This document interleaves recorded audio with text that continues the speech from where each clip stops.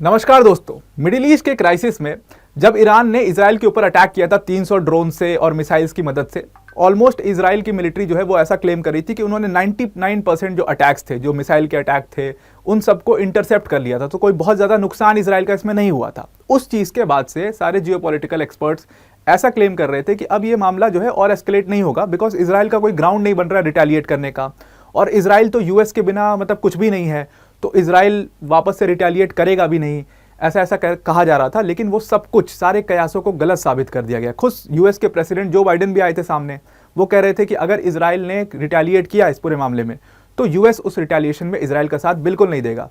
तो अब इजराइल की मिलिट्री ने, इजराइल एज अ कंट्री ने ये बात साफ कर दी है कि उसको यूएस का साथ चाहिए भी नहीं, बिकॉज इजराइल ने कल रात को ईरान के ऊपर मिसाइल से अटैक कर दिया।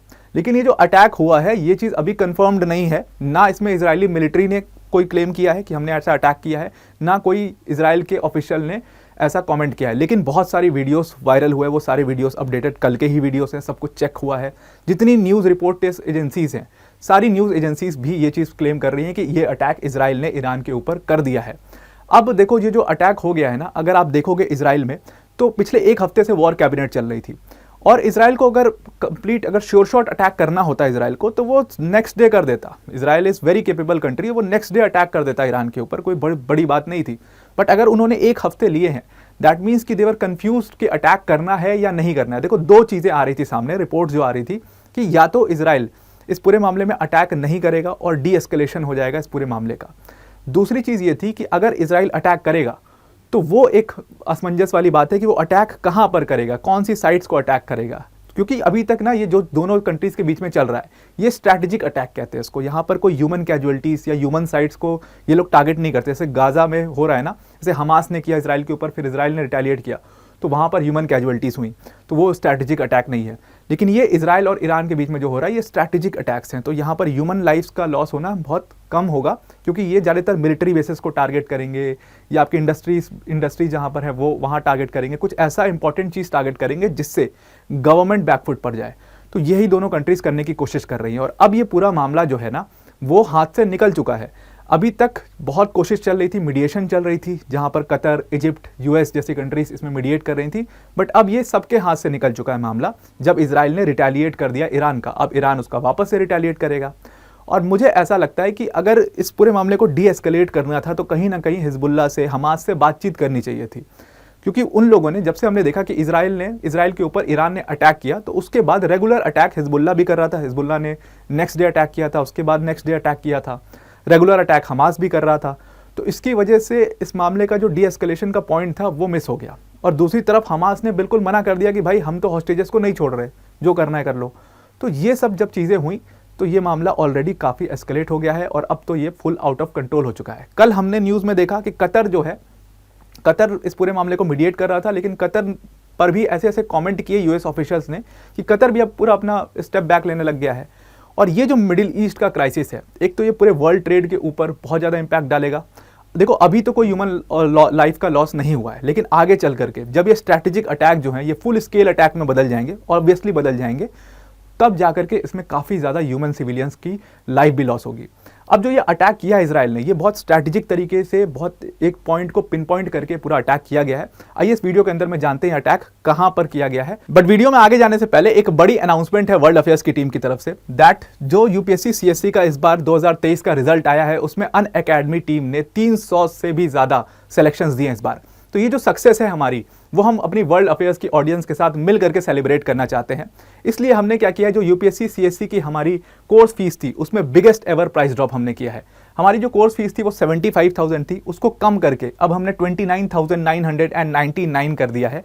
इस फीस में आपको बेस्ट क्वालिटी एजुकेशन दिया जाएगा अनअकैडमी के बेस्ट एजुकेटर्स द्वारा। तो आप अगर इस कोर्स को खरीदना चाहते हो, तो डिस्क्रिप्शन में हमने एक लिंक दी है, उस लिंक पर जब आप क्लिक करोगे तो आप वेबसाइट पे पहुंचोगे, वहां पर आपको डिस्काउंट कोड लिखने का ऑप्शन आएगा। डिस्काउंट कोड में आप APYT10 लिखिएगा, APYT10। जैसे ही आप डिस्काउंट कोड में ये लिखोगे, डिस्काउंट कोड मैंने डिस्क्रिप्शन में पिन भी कर दिया है, जैसे ही आप डिस्काउंट कोड लिखोगे वैसे ही आपको इतना प्राइस शो होने लगेगा, फिर आप कोर्स को अवेल कर सकते हो। Now let's come back to our video. देखो, अब जो ये अटैक किया है इजराइल ने ईरान के ऊपर, इस अटैक की कंफर्मेशन किसने दी है? अभी तक ये कंफर्मेशन सिर्फ मीडिया रिपोर्ट से ही आ रही हैं। मतलब BBC को यूएस ऑफिशियल्स ने बताया, अब यूएस ऑफिशियल्स कह रहे हैं तो बात सही होगी कि इजरायली मिसाइल्स ने अटैक किया है ईरान के ऊपर, और जो ये अटैक है ये एक तरीके से स्ट्रैटेजिक अटैक है। ईरान की तरफ से, ईरान की मीडिया एजेंसीज की तरफ से अभी तक कोई रिपोर्ट नहीं आई कि इसमें कितना डिस्ट्रक्शन हुआ है, इस अटैक का इम्पैक्ट क्या था, या इस अटैक से कितनी ह्यूमन कैजुअलिटीज हुई हैं। ह्यूमन कैजुअलिटीज की कोई चांसेस नहीं है। तो ये अभी तक हुआ है, और अभी जैसे ही ये अटैक हुआ तो ईरान के अंदर में हाई अलर्ट लागू कर दिया गया है। तो ये चीज़ खुद बताती है, हाई अलर्ट जो लागू किया गया है वो आज सुबह ही किया गया है, तो ये चीज़ खुद बताती है कि अटैक तो हुआ है, दैट इज़ कन्फर्म्ड। जितनी ईरान के ऊपर से जो एयर स्पेस यूज़ कर रही थी, जो फ्लाइट्स जा रही थी, या ईरान तक जो फ्लाइट्स जा रही थी, वो सब जो है वो डाइवर्ट कर दी गई हैं अभी फिलहाल के लिए। तो इम्पैक्ट होना शुरू हो चुका है वर्ल्ड के ऊपर। अब जो रिपोर्ट्स आई हैं उससे ये बताया जा रहा है कि ईरानियन मीडिया ने अभी तक कुछ भी इम्पैक्ट या कोई भी अटैक के बारे में जानकारी नहीं दी है। जो जानकारी मिल रही है वो लोकल न्यूज़ एजेंसीज जो हैं वो दे रही हैं, या वीडियोस जो वायरल हो रही हैं उसी से पता चल रहा है अभी तक। और यूएस ऑफिशियल जब ये बात बोल रहे हैं तो ये बात ऑलमोस्ट आप कंफर्म मान करके चलिए कि इजराइल ने अटैक ऑलमोस्ट कर ही दिया है ईरान के ऊपर में। इजराइल की मिलिट्री की अगर बात करें तो उन्होंने इस पूरे मामले में कोई भी कॉमेंट नहीं किया, और वो कोई कॉमेंट करेंगे भी नहीं, बिकॉज वो एक मार्जिन ऑफ एरर देना चाहेंगे। अब जितने जियोपॉलिटिकल एक्सपर्ट्स ने इस मामले को देखा है उन सब का ये कमेंट है कि अब ये चीज़ आउट ऑफ कंट्रोल हो चुकी है।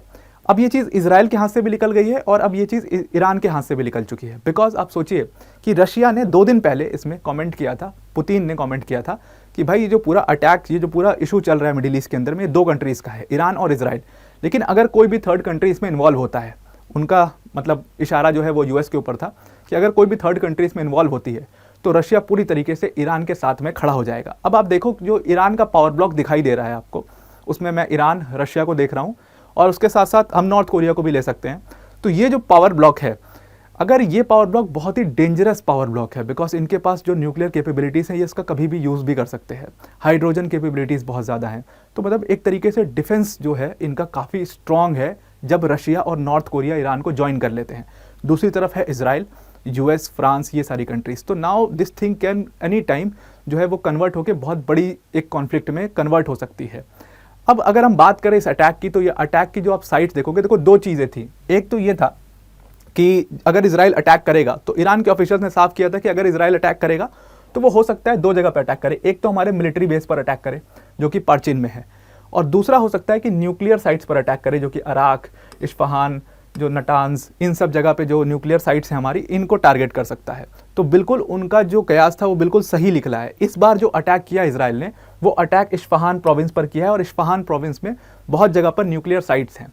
बट मीडिया रिपोर्ट्स जो बता रही हैं ईरान की, वो ये बता रही है कि कोई भी न्यूक्लियर साइट को कोई नुकसान नहीं हुआ है, कोई डिस्ट्रक्शन नहीं हुआ है न्यूक्लियर साइट्स का, साइट्स बहुत सेफ हैं। हाँ, लेकिन ये अटैक हुआ, ये चीज़ कंफर्म कैसे हुई है? क्योंकि जैसे ही ये अटैक हुआ उसके बाद से ईरान का जो एयर डिफेंस सिस्टम था वो एक्टिवेट हो गया है, और ईरान का एयर डिफेंस सिस्टम जो है उसने इंटरसेप्ट करना शुरू किया मिसाइल्स को, और ये लाइव फुटेजेस देखी गई। तो इसके बाद, और इसीलिए फ्लाइट्स को भी डाइवर्ट कर दिया गया। तो इसके बाद जो ईरानियन मीडिया है वो ऐसा क्लेम कर रही है कि हाँ, मतलब अटैक तो हुआ है, दैट इज़ कन्फर्म्ड। किसने किया है, कहाँ किया है, ये चीज़ अभी कन्फर्म नहीं है। तो और कौन करेगा इजराइल के अलावा? अब आते हैं एक चीज़ पर कि जो जियोपॉलिटिकल एक्सपर्ट्स क्लेम कर रहे हैं कि अगर रशिया इस पूरे मामले में आता है, देखो रशिया में ना पुतिन का जो पूरा कॉन्फिडेंस है वो काफ़ी हाई है, बिकॉज ये वॉर रशिया और यूक्रेन के बीच में नहीं था। ये जो पूरा वॉर था ये रशिया वर्सेस नेटो था, और नेटो में सारे दुनिया के, यूरोप के जितने बड़े पावर्स हैं सारे इन्वॉल्व हैं। तो जब यूक्रेन हार रहा है तो इसका मतलब ये है कि वो नेटो हार रहा है पुतिन की नज़र में। तो उनका कॉन्फिडेंस ऑलरेडी बहुत ज़्यादा हाई है, इसीलिए वो ईरान को सपोर्ट करने को पूरी तरीके से तैयार हैं, बिकॉज उनका जो एजेंडा है वो ये है कि किसी तरीके से यूएस को पूरी तरीके से बैकफुट पर डाल देना है। अब ये जितने अटैक्स हो रहे हैं ये तब हो रहे हैं जब एक दिन पहले, ठीक कल, जो यूएन के सेक्रेटरी जनरल हैं एंटोनियो गुटरेस, वो चिल्ला चिल्ला के कह रहे थे कि इस अटैक को एस्केलेट मत करो। ये अटैक से एक मिसकैलकुलेशन या एक मिसकम्युनिकेशन से ये चीज़ जो है, जो कॉन्फ्लिक्ट मिडिल ईस्ट के अंदर में हो रहा है, ये कॉन्फ्लिक्ट बढ़ करके दोनों तरफ जा सकता है। ये एशिया में भी जा सकता है, और ये यूरोप के अंदर ऑलरेडी एक कॉन्फ्लिक्ट चल रहा है, वहाँ तक भी एक्सटेंड हो सकता है। तो ये चीज़ बहुत ज़्यादा डेंजरस हो सकती है। एंटोनियो गुटरेस ने जब ये सारी चीज़ें कही, उसके ठीक अगले दिन आप देखिए कि ये मतलब वो वाली बात है कि इजराइल ने बिल्कुल ही नकार दिया उस पूरे मामले को, और इजराइल ने अटैक कर दिया ईरान के ऊपर में। तो अब इस अटैक से 2 चीज़ें क्लियर हो चुकी हैं। एक तो ये क्लियर हो चुका है कि यूएन की रेलेवेंस जो है वो पूरी तरीके से ख़त्म हो गई है। हम इसको पूरे तरीके से मान सकते हैं, ना ईरान ने यूएन का माना और ना इजराइल ने यूएन की सुनी। तो एक तरीके से यूएन की रेलेवेंस पूरी तरीके से ख़त्म हो गई। दूसरी चीज़, जो सबसे इंपॉर्टेंट चीज़ है, वो ये है कि जो बाइडेन को सीरियसली लेना बंद कर दिया है इजराइल के बेंजामिन नेतन्याहू ने। जो बाइडेन ने शुरू शुरू से चिल्ला चिल्ला करके बोला कि भाई आप ह्यूमन कैजुअलिटीज़ मत करो गाज़ा के अंदर में, लेकिन फिर भी एड वर्कर्स पर अटैक हुआ और यूके के एड वर्कर्स उसमें मारे गए।